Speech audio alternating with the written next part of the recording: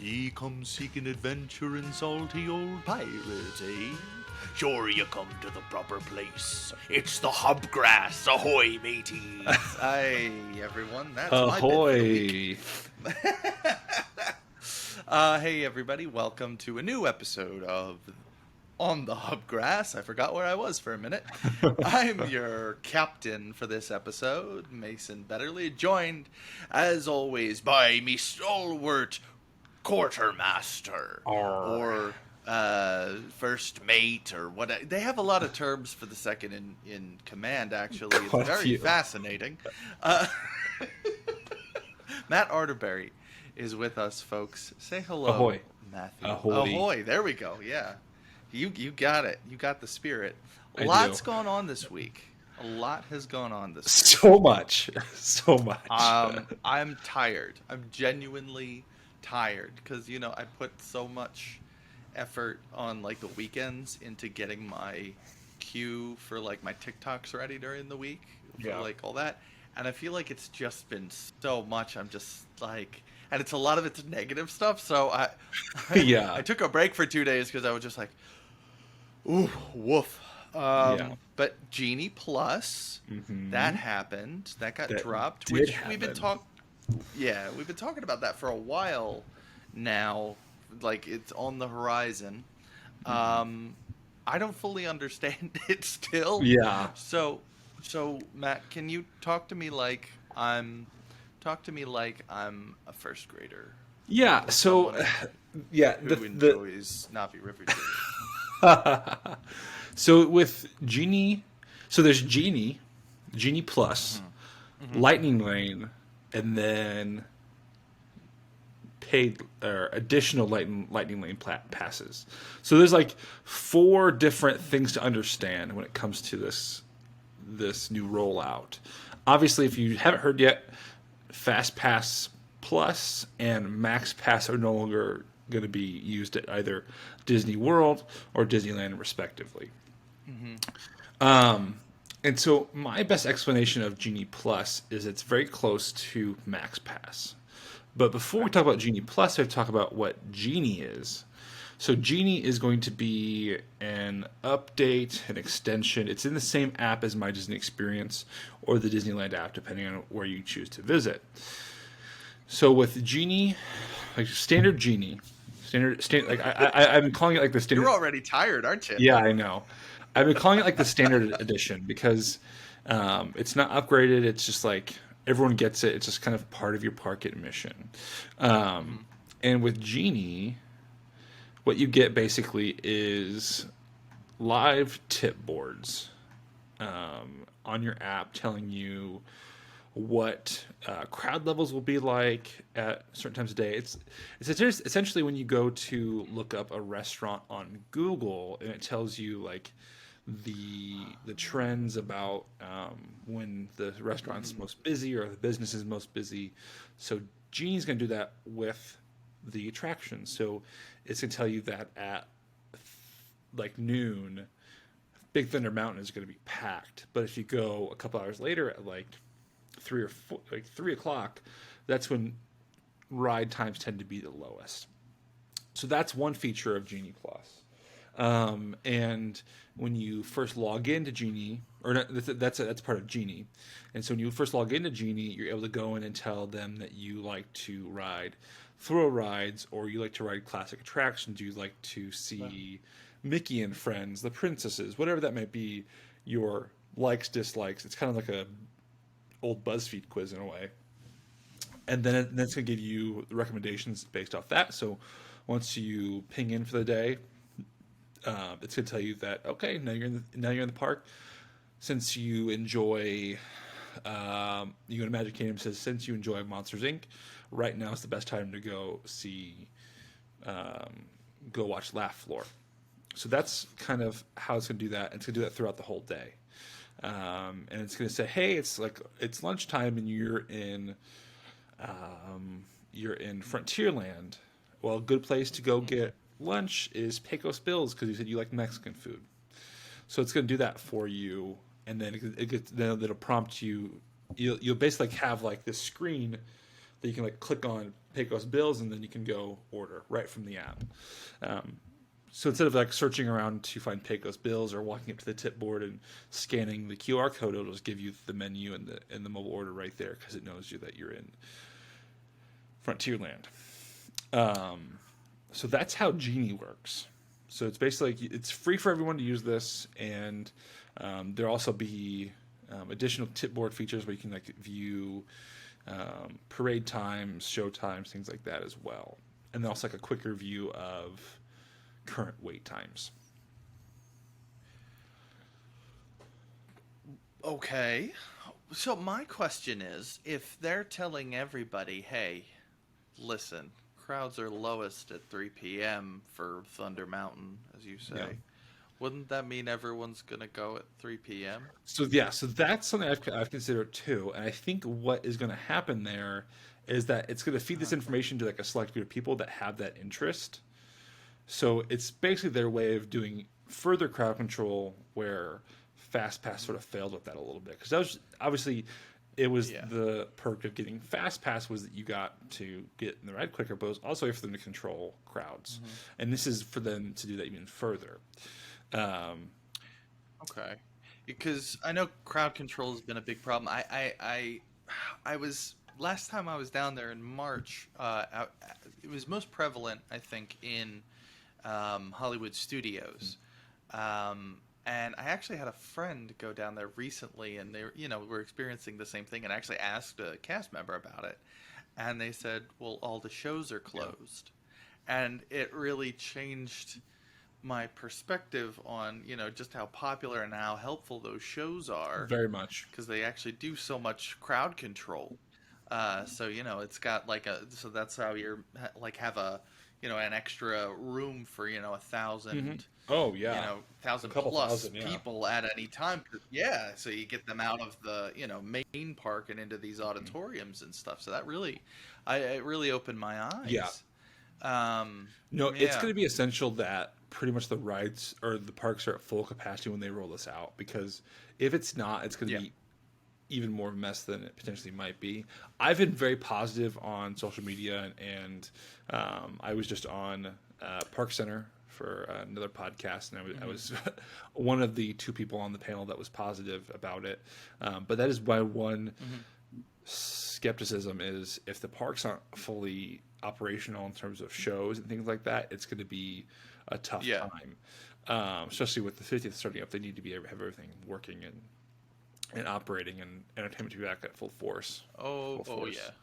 yeah. Um, Yeah. yeah, and so then that leads to Yeah. what Genie Plus is. So this is the premier access style of Genie, where in Disney World it's $15 per guest per day, and then at Disneyland it's $20 per guest per day. The reason why it's $5 extra, at least they're advertising that way, is that you get photo pass included. Disney World, you get some filters and these like it also includes a like an audio tour. Like if you think about how like you go to a museum, you put your earbuds in, and it'll like you like walk around and it tells you different things in the museum. They're offering that with Genie Plus as well. So if you want, yeah, Really? it's a feature that people aren't talking about at all, but I thought it was kind of interesting, especially for That. new guests and even maybe some Yeah. fun facts for the veterans. And then you also get some social media filters and things like that too, that are associated with PhotoPass. But the majority Okay. of your dollars really going to the Genie Plus and its virtual queues. So what's going to happen is at 7 p.m. every day, you can book your first quote unquote fast pass, but they're calling it an entrance into the lightning lane. So you get a callback time. So say Studios opens at 8 that day, and you got up early and you got one of the early lightning lanes to Tower, you'll get a lightning lane pass for like 8:30 to get into what was once the FastPass queue, which is now the Lightning Lane. And you get unlimited Lightning Lane usage throughout the day. The one caveat, which leads to the next part of it, is that not all attractions will be included in the Genie Plus Lightning Lane pool. There will be a second tier of basically like Lightning Lane Plus. I'm not sure what they're going to call it, but basically rides that are not included with your Lightning or with your Genie Plus that you can choose to purchase additional Lightning Lane passes. This is where the paid Fast Pass discussion starts. And each park will have 2 or 3 per day that will not be included into the stock Genie Plus pool, but will be an additional. I've heard numbers bounce around from $5 to $20. They've not really announced those prices yet, but that's kind of the range they're talking about right now. So let's say during the slow season. And it's probably based off of seasonal, but also popularity. So staying in studios, Rise of the Resistance is not included in the Lightning Lane standard package with Genie Plus. You still have the availability to get into the boarding group system at 7 a.m. But if you don't get into that, then you can purchase a additional Lightning Lane pass for it'll probably be $20, to be honest. I think it's where they'll probably keep it at for quite some time. So if you don't have the quick fingers of the boarding group, then you'll have to pay the additional $20 to get into Rise of the Resistance at a later time of day. But that won't affect your. I believe that won't affect your included Lightning Lane selection. So you basically have 2 Lightning Lanes at the beginning of the day if you choose to buy Rise as well as so let's say a tower virtual queue. Okay. So what I want to know is why they went in on the Genie imagery, but they didn't also go in on Lightning McQueen for the Lightning Lane. That's because it feels like it's just the obvious choice. No, I agree. That was my one kind of. I would say I was annoyed by it, but I was like kind of confused because I think it's because Paris has turned McQueen into their. I think they're calling it Premier Passes, which is their paid Fast Pass. Oh. So he is the mascot for that over there in Paris. I think that's why they. Oh, that's funny. I'm not sure why they. I'm sure this Lightning Lane has been in the works. So I'm not sure why they didn't say, "Hey, Paris, we actually need that for our Lightning Lane." It's actually in the name Lightning. You can pick out someone else, like I don't know. I don't know who they'd pick.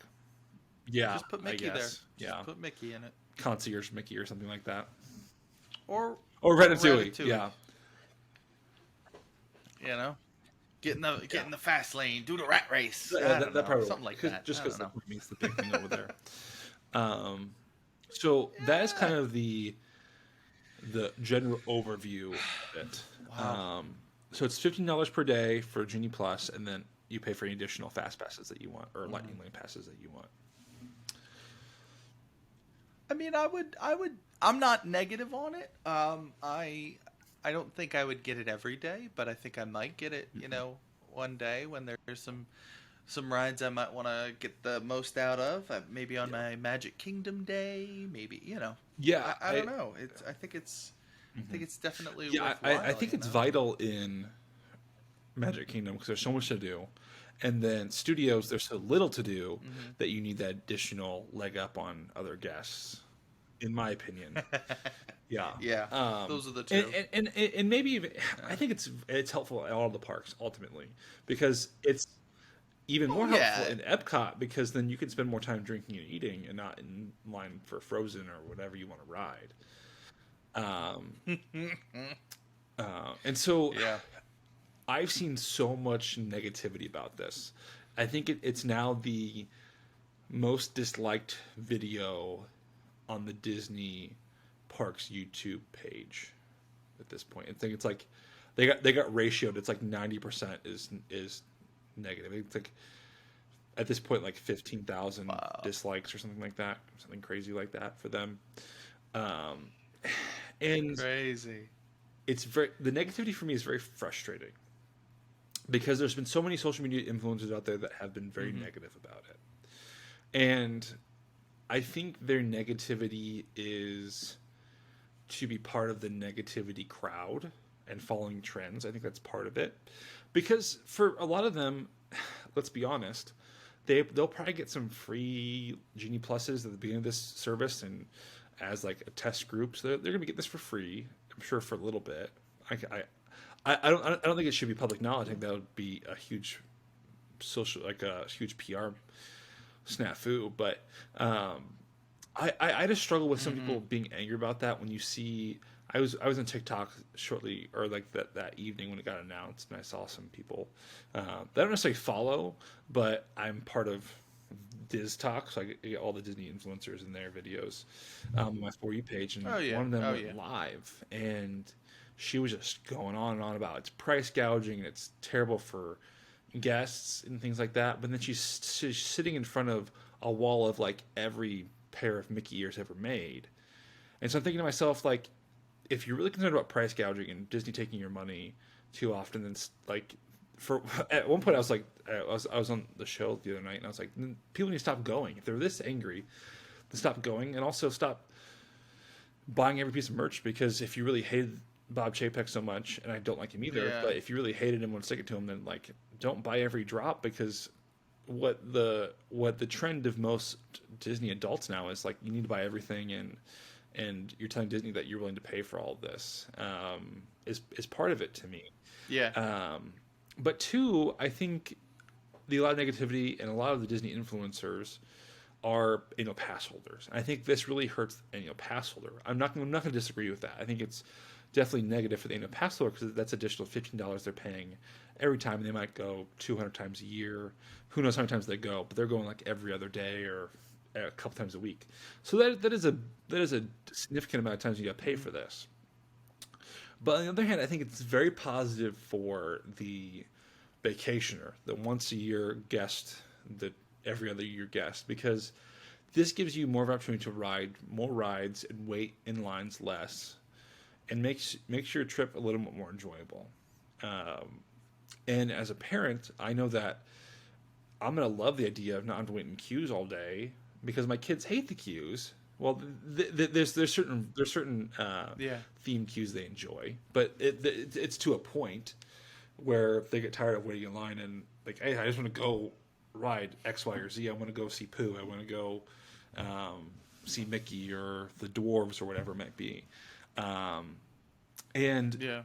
thirdly, I think many people have this kind of rose-tinted view of FastPass, where I really don't think FastPass was that great.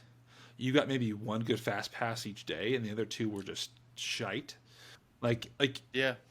yeah, like sure, like if I was one of the lucky Yeah. few people that got up at the 5 a.m. or whatever it is and got a dwarves fast pass, but my other two fast passes are the teacups and Speedway. Like that's just it was like, yay, I got dwarves, but then the other two are just garbage. Yeah. It didn't work. It didn't work. So, for that, I'm glad that they're adjusting course. Yeah, and I think it's the thing now in the community to just complain and complain about stuff, but nothing, but like, oh, Yeah. well, Yeah. shell out the money. I'm like, if you don't like it, don't get it. Yeah. I'm indifferent with this one, honestly. I, you know, I Fast Pass has always caused issues. That's the bottom line of it. So maybe adjusting this is going to help assuage some of those problems. And I'm optimistic that it does. But again, we have to wait and see with this. And there's just too many other things right now to be worried about. So Genie Plus, is a big thing. But again, I'm open for them trying to change the format for well, FastPass. and real quick, I don't want to keep talking about Genie Plus. We got more fun things to talk about. But in my experience, being there in July, it was one of the busy. It was like I was at the beginning of the busy season, in the midst of the busy season, and the wait times listed were probably double what I actually experienced. Just because I think they hadn't calibrated the wait time formula or whatever for not including FastPass. So the wait time was posted for, let me think of one of them. Let's just say, what do I even ride? Let's say Pooh. Let's just say Pooh. The wait time was like 30 minutes, and it was listed 30 minutes, but my wait time was like 10-15. So my whole thing has been is if either don't bring FastPass back at all or bring this in, because like I'll pay for the virtual queues, not wait in line. I'm gonna be honest. And looking back at when like my son's birthday was on our last days in studios, and fortunately we got a fast pass via the height requirement, that like you can get like a height pass. Yeah. And if we didn't get that, we'd have waited in line 90 minutes. That, And that would have been like the rest of our evening in studios was waiting this line. Mm-hmm. In that moment, if this is like a year or two ahead of time or like in the future, and I was able to pop in and buy a $15 fast pass for Slinky Dog, in that moment I would have bought it, and I would not felt bad. To me, it's like either buy my son a Wishable or buy my son an experience. So I think part of it's measuring if you want to buy merch, experience, the $10 bottle of water. Like it's just you just got to start being more conscious about how you spend your money. And obviously there's certain people that go to the parks that like money is an object, it's just whatever. But those people that do are a little more conscious. Then it's just you got to figure out, wait in line. Do you want to go buy a tchotchke that'll sit in your desk drawer for 10 years? So it's just yeah. No, I love my tchotchkes. I love my tchotchkes. Yeah. I do too. I'm a tchotchke kind of guy. But yeah, I definitely agree. And, a lot of these people that are complaining are the same people who are dropping, quite a bit of money going around World Showcase, on drinks and food. So, keep things in perspective here, people. It's $15, especially there. That's like a nice, not even exactly. Nice, that's like a hamburger. If we're gonna play with anything, and something about the whole drama community as well, like the negativity community, like. There's some people that like complained about Mickey and Minnie's being replacing Great Movie Ride, but there are also the same people that like collect every Wishable and still bought the Mickey and Minnie's Runaway Railway Wishable set and like buy like 50 of them to get the whole set. So it's like, come on, like speak really. Yeah. I think they need to. Well, wait a minute. Let's just get serious here for a minute. Hey, folks out there listening, you can miss the Great Movie Ride, but also like Mickey and Minnie's. It's a secret. Yeah. It's a secret. So keep it hush. But you can like both. Yeah. So there you go. And I just knocked over my microphone. Something. I was one of those that was that's like, karma. Okay, so I'm be real candid here. Great Movie Ride. Looking back on it, great. Mm-hmm. Did I ride it every time I went to studios? Yeah. No, because I thought it was kind of boring. To be honest, it was kind of boring. The animatronics did not age well. And no, that's true. Riding it, I rode it like I think it twice. I was there in July. My son loved it. And I loved it because he loved it. And it was like, it's, yeah. Yes. I think there's a great discussion that needs to be had in the community about the keeping the integrity of the parks, but also remembering that this is also a place for families.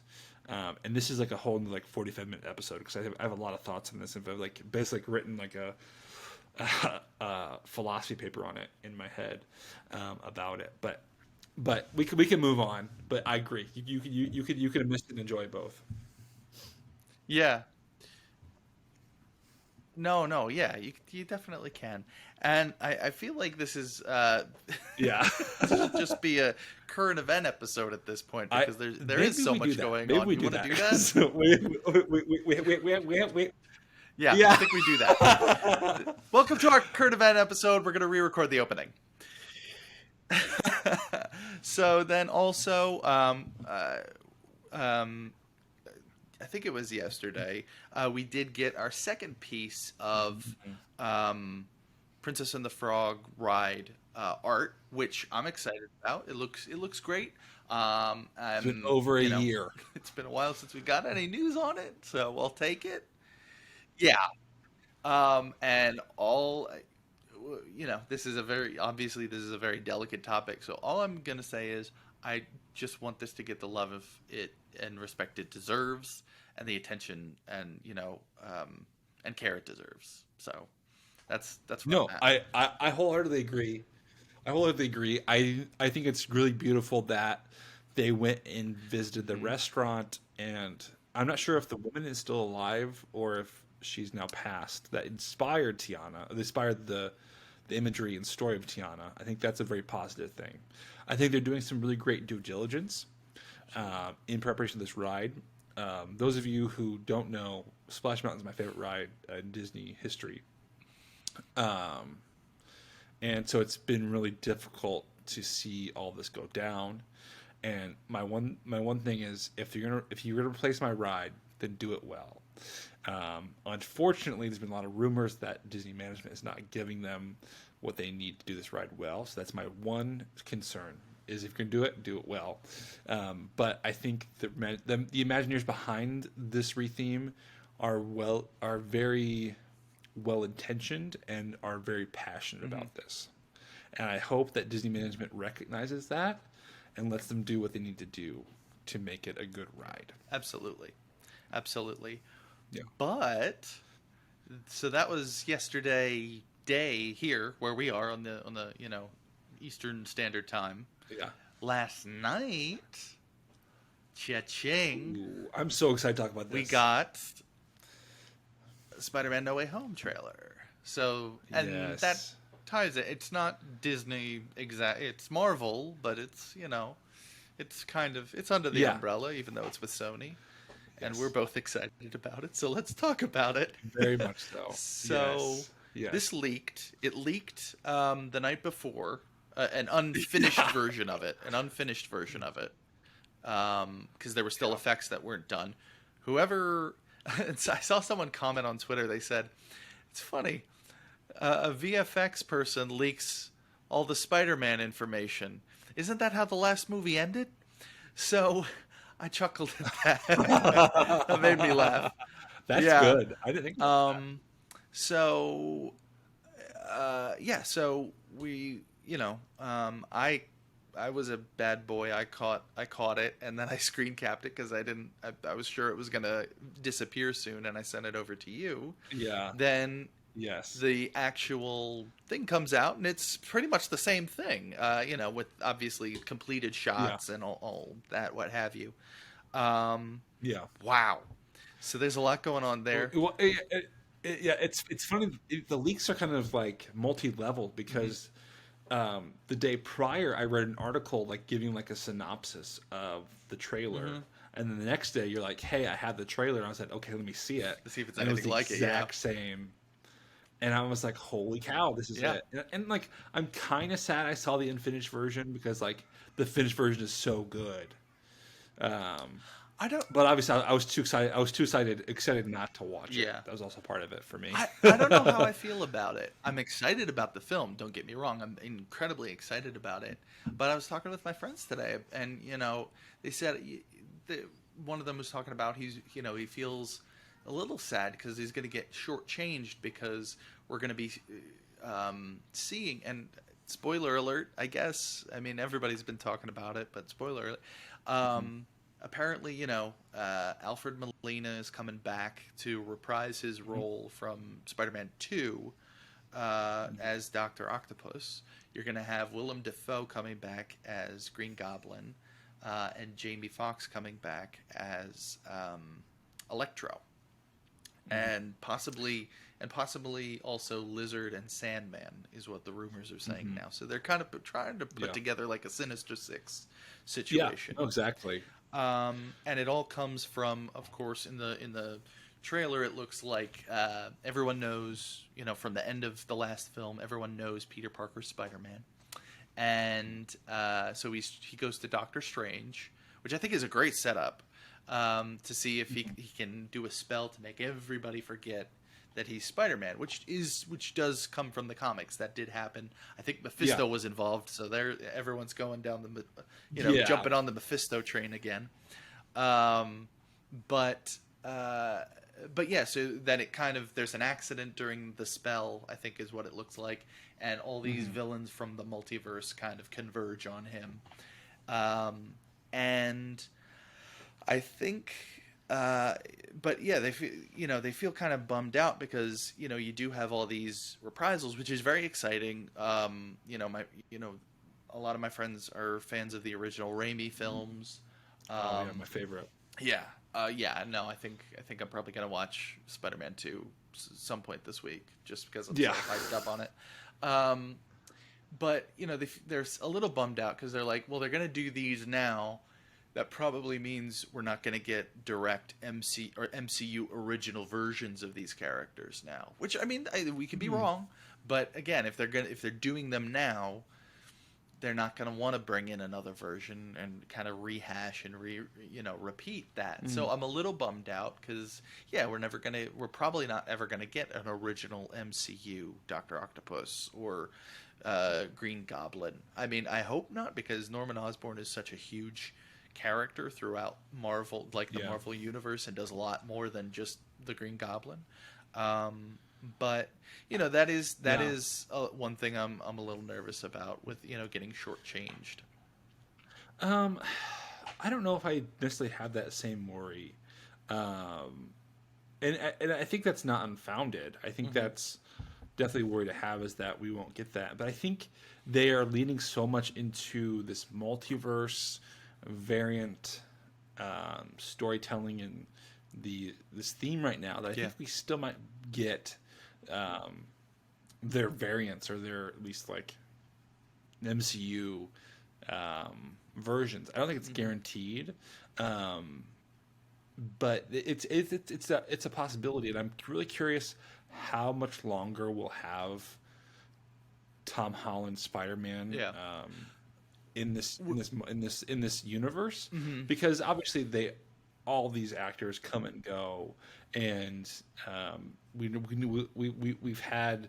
had 10 years of Captain America and 10 years of Tony Stark and things like that, Yeah. and they've since passed the torch. So I think I'm happy to see Tom Holland Spider Man. Like not Andrew Garfield. Toby. The Raimi, Tobey Toby Maguire. Tobey Maguire. Yeah. Maguire, to me is my Spider Man. Oh yeah. To me is who when I think of Spider Man, that's who I think of, and I think Tom Holland's done such a great job at being kind of more of a comic accurate style of Spider Man.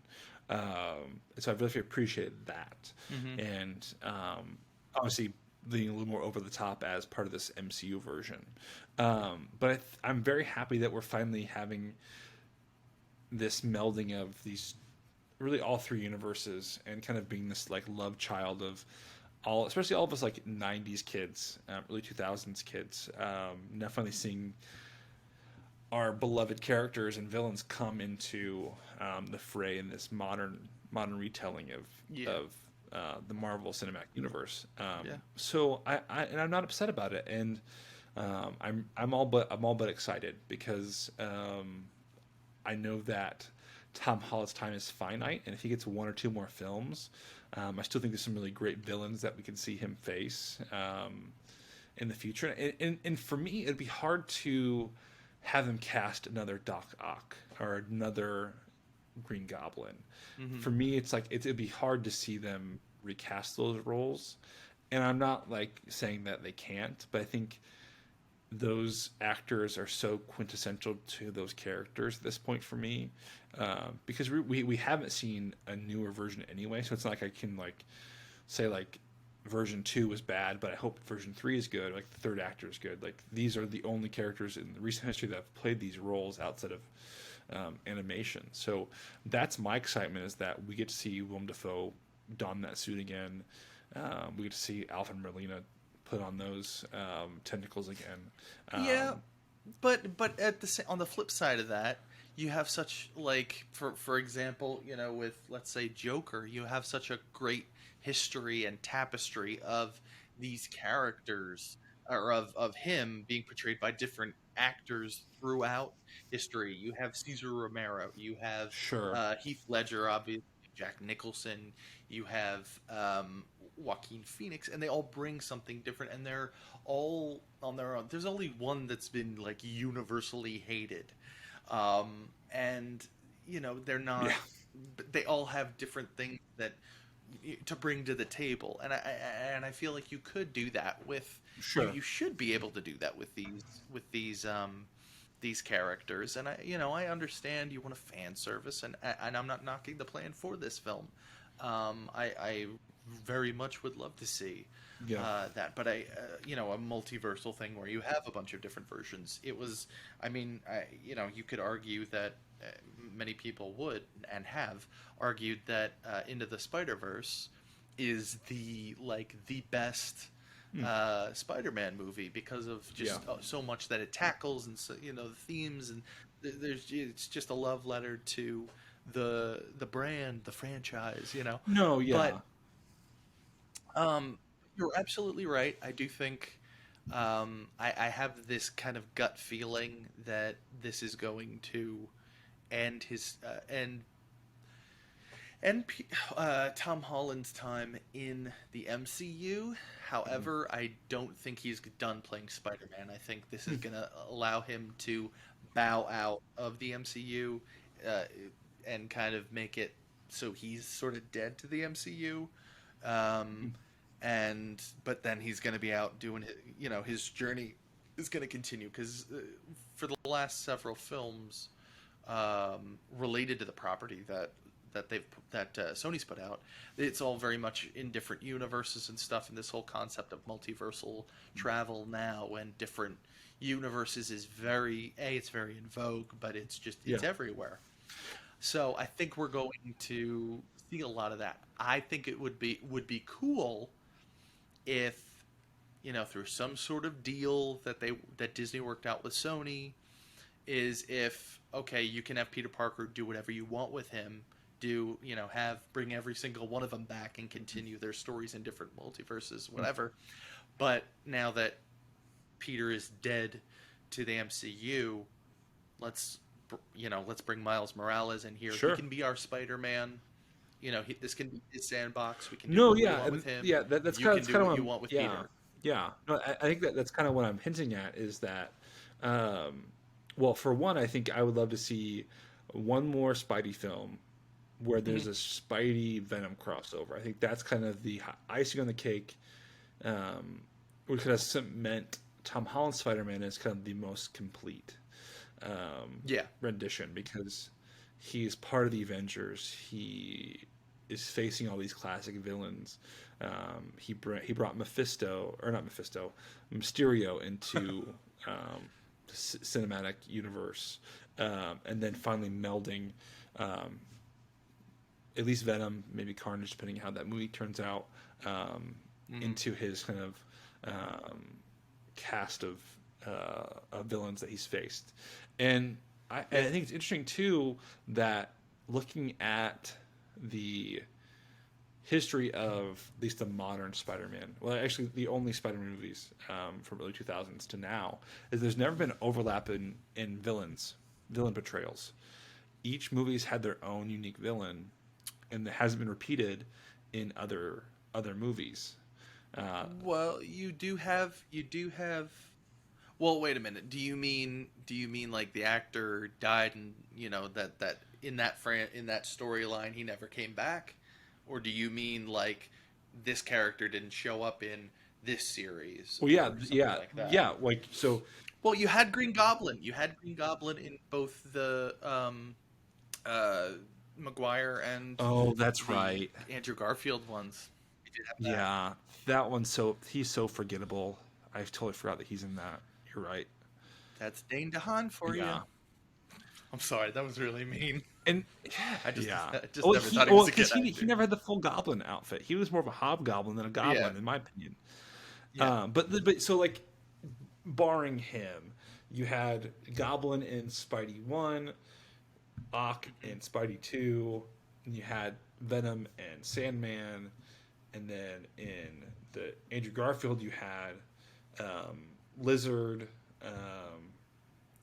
That was amazing. The Rhino And Rhino, yeah, and and Electro. Yeah. Electro, and then now you have um, Mysterio You actually got you and had Vulture. Vulture, you had Shocker, and you Mm. had kind of a Proto Scorpion. So Yeah, it's quite a bit there. yeah. So like I think it's really neat that they've kind of set this up. I think there's I don't know if there's the original intention when they went around and pick the villains for these all these movies, but it's worked out really nicely now that Tom Holland, now he's entering the multiverse, he can pull from any of those Mm-hmm. villains, and I think that's gonna be the real nice culmination of this next movie. I hope they handled it well.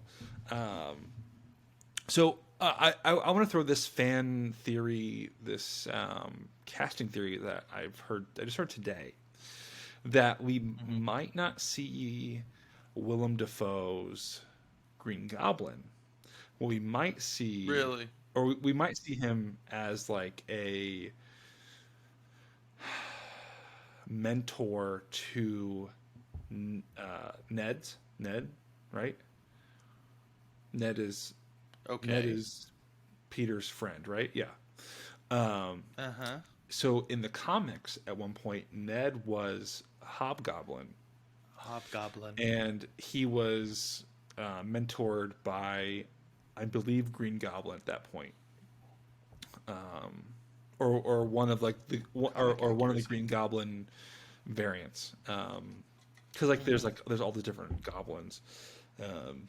Oh yeah. So he's mentored. Oh, and there were a bunch of different Yeah, hobgoblins too. I think there's Roderick Kingsley and exactly. And so yeah. he was So mentored by them, and the reason that's gotten traction as well is that the actor like lost like 100 pounds uh huh. prior to shooting this movie, and so they're thinking that he slimmed down to be a variant or multiverse version of Ned, who is a hobgoblin, and that Willem Dafoe is his like mentor.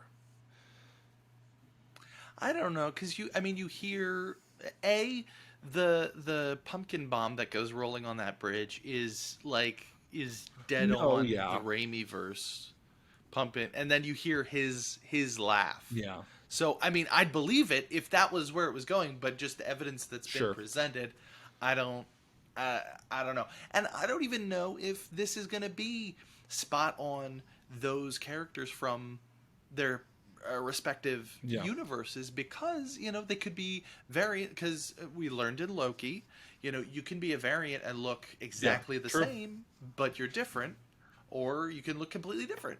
No, yeah, but So yeah, you could, it could no, be yeah, that, but I think you're right. I think those pumpkin bombs are very telling of where they're going with Hobgoblin or with Goblin, with Green Goblin.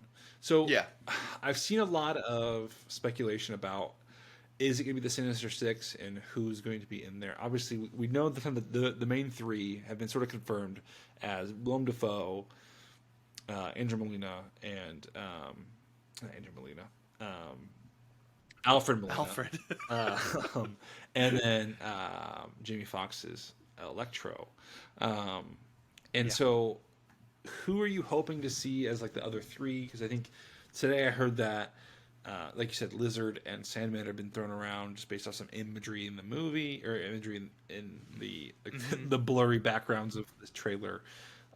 Who are you hoping if they do go the Sinister Six route as that like sixth individual? Hmm. Well, first of all, I've never understood the concept of Lizard being a part of a team. Lizard has no place on a team because he's an animal. He's got an animalistic drive, Hmm. typically, and he doesn't even when he is more sentient and cognizant, he doesn't care about humans. He doesn't care about working Hmm. alongside humans. So I've never been a big. Honestly, I've never been a big Yeah. fan of Lizard. He was okay on the '90s animated series, but everything was perfect about Yeah. the animated series in the '90s. Yeah. Don't at me. Um, but honestly, really quick sidebar. uh, so many things that we love come from Hmm. that series because it was like the finale of that film. It was like a multi-episode arc. Um, Connected. It brought together all of these properties for the first time in the Secret Wars storyline that Yeah. they did.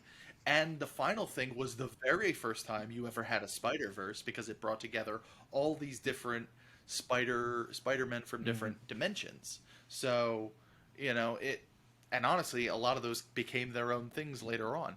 So, anyways, um, my ideal two more people in Sinister Six is because I would cut out Sure. Lizard. But so you have Ock, you have Electro, you have Goblin. I'll say Sandman. I'm at a point where I don't believe anybody until I literally see them or hear Sure. their voice, and I'm like, okay, then all right, I believe it. So because still, I'm not touching the whole Tobey Maguire Yeah. thing yet. Um, I want it, but I don't. I Yeah. don't want to believe it yet. So two more. Um, I would love us to get Mm. Scorpion finally, because they had him. Matt Gargan was there, and then they Yeah. never really did anything with him. And I would like, okay, let's actually get him now, because so that way you could have two. You'd have a Raimi. The perfect combination would be Raimi verse Ock and Goblin. Then you'd have the Andrew Garfield, Electro, and I guess Lizard in that case. But then two from the Marvel universe. I feel like that would be the best way to Yeah. do it. But anyway, the kicker would be if it was all Mysterio and it's just he's been surrounding Peter for the last Mhm. year with drones and he's just completely Wow. bonkers out of his mind now.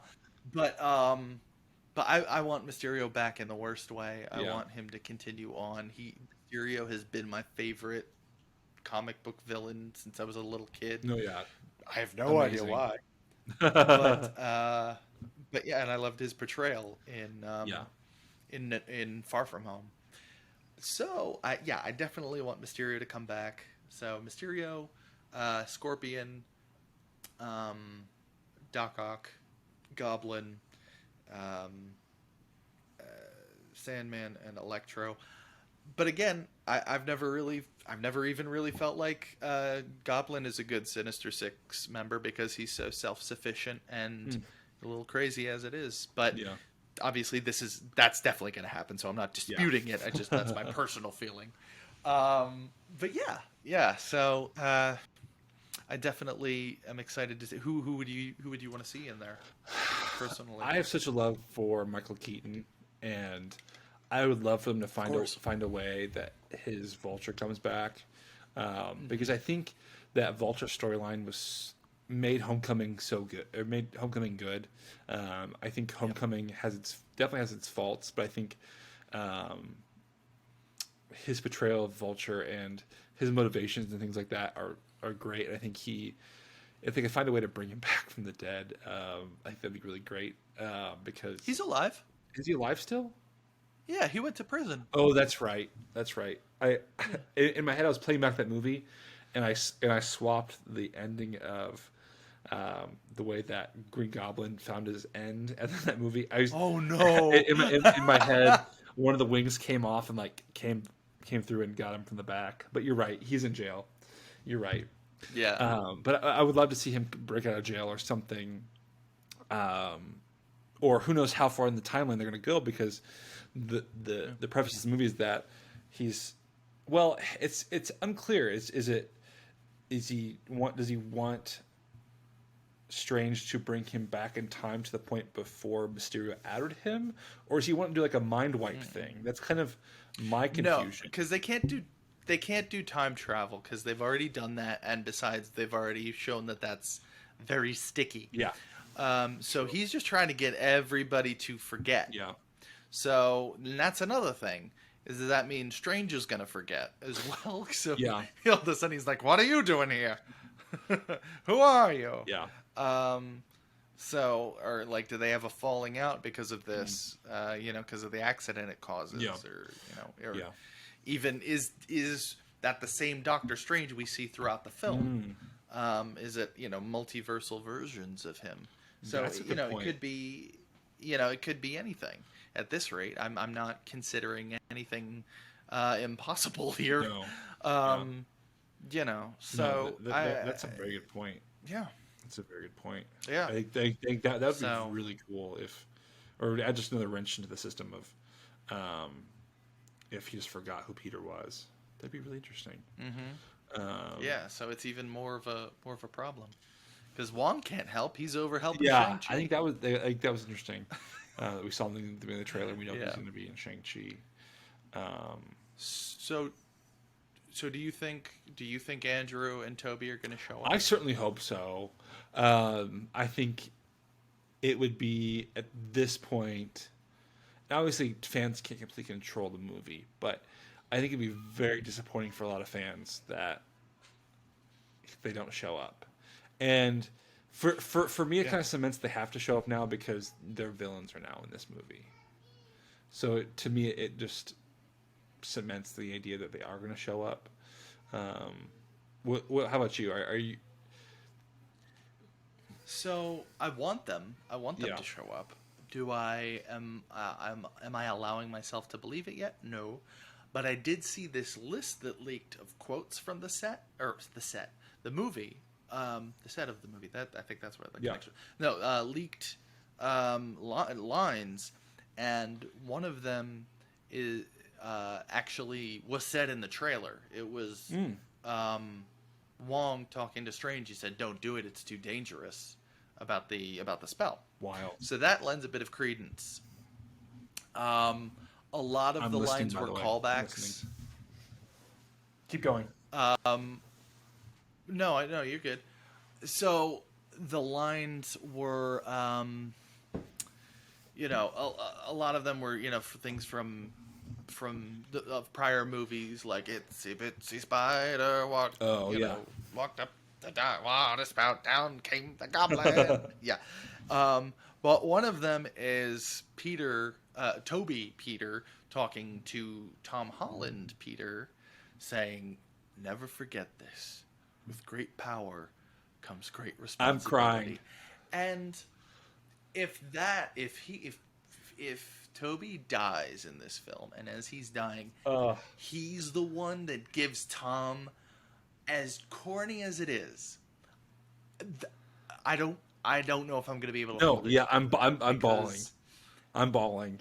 and it's a complete bias. It's a complete bias, and it is 100% corny, and it Oh my probably gosh. a little hacky, but I will not, as a kid who grew up with it, I won't be able to keep No. myself together because that's gonna kill me I'm gonna sit here inside. about to like cry like Um, just hearing that.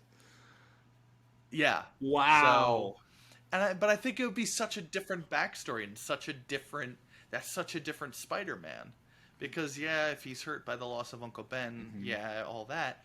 But then if you have someone who gives him that speech, the speech, from a version of himself who got it together and did it right, and Yeah, was a yeah. symbol and a hero Oh for my people, gosh. I hope that that's so happens. different. And so that kind of plays off of a thought I had about how I want to see Tom Holland's Spider-Man end. Is that I think I want another movie, like I said, another movie where he meets Venom and they do their thing. Although I Hmm. struggle with Venom being a villain now because he's become kind of a good guy in his own Yeah. universe. Well, I heard a pitch for for the Venom films being in the Andrew Mm. Garfield universe, and that was actually really cool. And it like kind of explains a whole Yeah. backstory thing for him. But yeah, it's But so but as I was saying, I would I don't like to know. see a way that maybe they team up and fight Carnage or one of these other symbiotes. Like that'd be kind of cool. Um, Yeah, and then absolutely. there be a split film, a transition film where they bring Miles in, Hmm. and I think if Yeah, that scene happens with him and Toby, that will give him that kind of paternal Spider-Man mentor mentality that with the mindset that him as he's not just Spider-Man. Like Spider-Man is a symbol and it's a mantle that's meant to be passed down. Whereas I think now he just sees himself as he is Spider-Man, and then once he's gone, he's gone. But to recognize that there's a mantle to be passed down because there's so much responsibility behind that, the red and black, the red and blue. Yeah. Yeah, no, definitely. Well, I think, and it could even, a possible idea is even that if Toby does show up and dies, what if he goes back into that universe? So he takes, his place as Spider-Man there. Whoa. That's an idea even, Yeah. And Imagine. so then you go back into the Raimi, Yeah, that'd be crazy. Imagine like everyone's thinking that they're going to get this version of Spider-Man that Tom Holland's going to be here as like the new Tony Stark and everything like that. And this film was like, okay, he's done. He's left the building. He's left the universe. People would be not like I'm sitting here crying. But then you have that universe now where if Miles Morales is in the MCU, he could be like, Fill the void. gotta, I'll step up. Yeah, fill the void.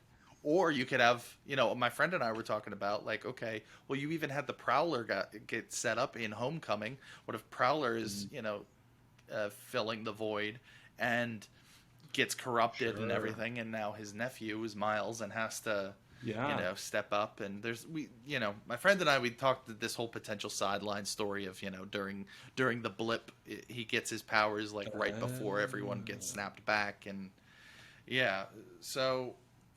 again, it could lead to a lot of different things, but then that'd be really cool. Like everyone's picking on him for being Spider-Man. Okay, well, or Iron Man Jr. Let's rip him out of there. All right, here, you don't like that? Let's rip everything away from him and put him back in this universe. Crazy. And see how you like that. And what's that going to do to that character now that he's had everything ripped away from him? That'd be crazy. And has No Way Home. Imagine! Oh my gosh. So, oh my gosh, No Way Home. Well, and the funny thing is, in Spider-Man 2, they were in that scene. They're trying to name Doc Ock. They say Doctor Strange. Oh, that's good, but it's taken. Maybe because he's in that universe too. That's so fun. I love it. That'd be so fun. That'd be fun. Oh, so much to talk about. So much to think about. I know we're wrapping up here, but what is your thoughts? It's kind of the Marvel discussion. Yeah. What is your thoughts of the first two weeks of What If? Because I know we're getting another episode tomorrow.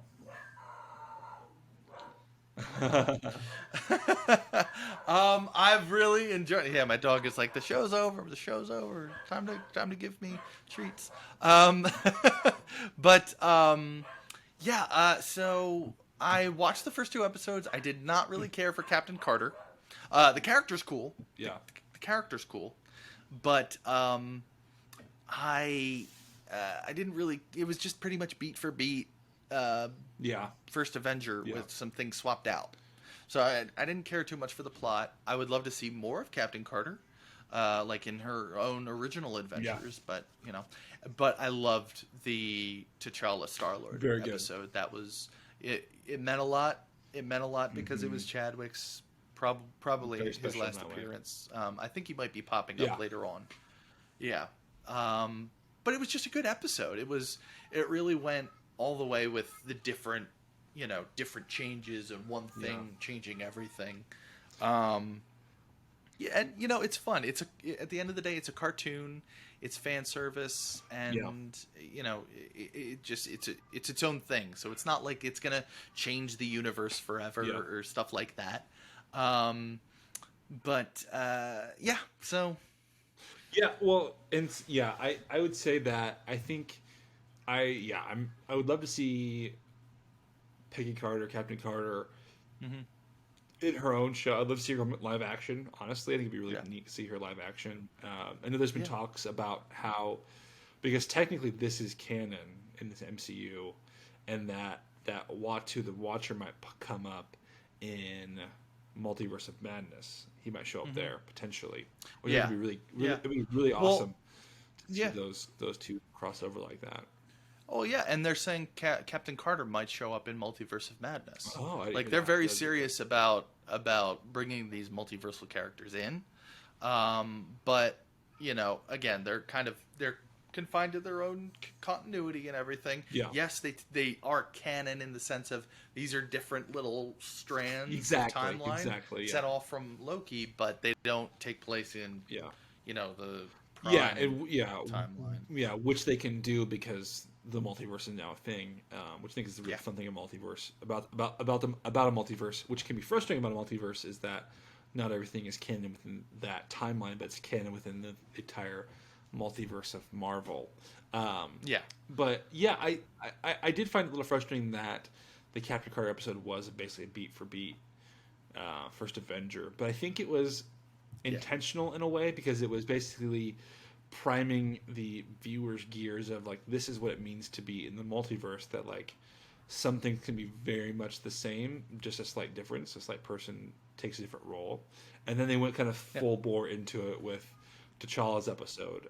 Yes, exactly. And so like they went like full on, like everything changes.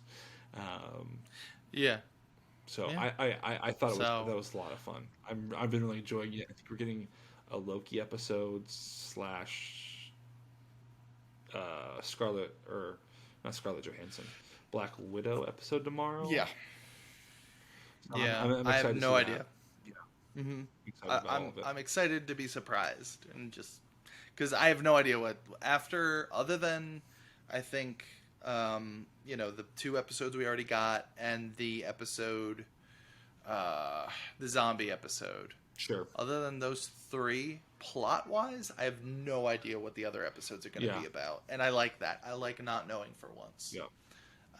So yeah, and it's crazy how looking back now we have,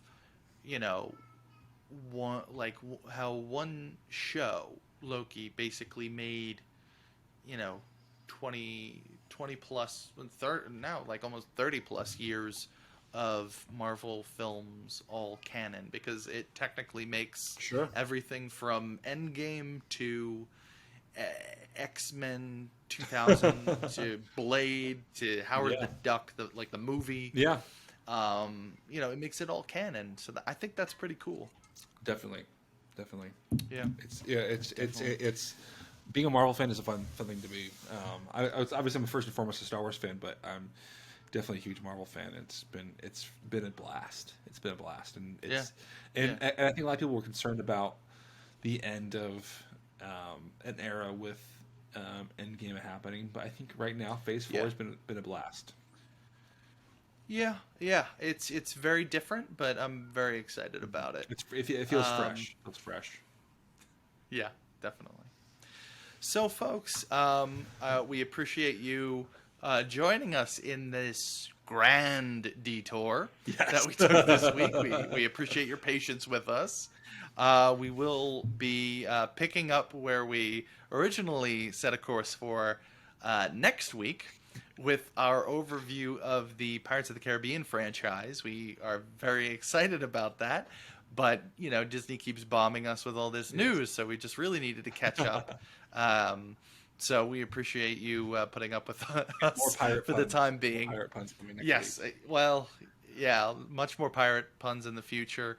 But it looks like it's time for us to get going. We got some binging to do of those movies, because now I'm just so hopped up on Spider-Man. I really gotta sit down and gotta watch Pirate. Do I have to watch the 5th one again?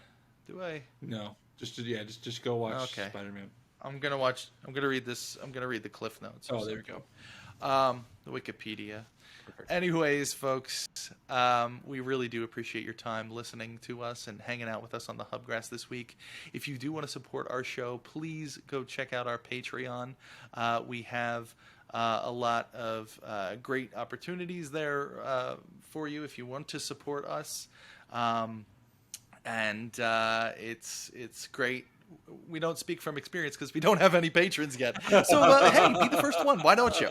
So and also you can always check out our other episodes on YouTube or on Spotify or wherever you're listening to this, because they're all together and we keep them together because that's pretty great.